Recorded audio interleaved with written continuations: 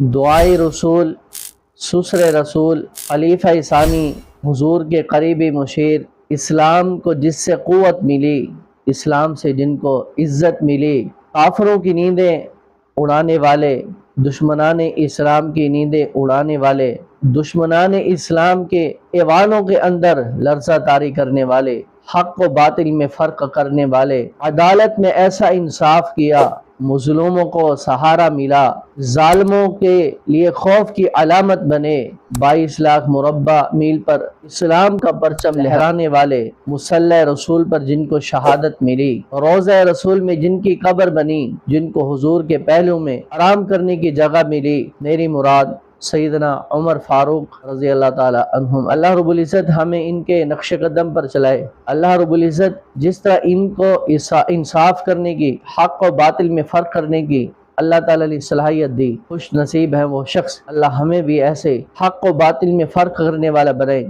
عدالتوں میں انصاف کرنے والا بنائیں۔ اللہ رب العزت ہمیں پوری دنیا میں اسلام کا پرچم لہرانے والا بنا دیں۔ یکم محرم الحرام ان کی شہادت کا دن ہے، تو ان کے لیے اصال ثواب کا بھی اہتمام کریں۔ اللہ رب العزت کی ان کی قبر پر کروڑہ رحمت نازل فرمائے۔ اللہ رب العزت ان کے درجات بلند فرمائے۔ اللہ رب العزت ہمیں حضور اور صحابہ کرام خلفائے راشدین اہل بیت کا جنت میں پڑوس نصیب فرمائے۔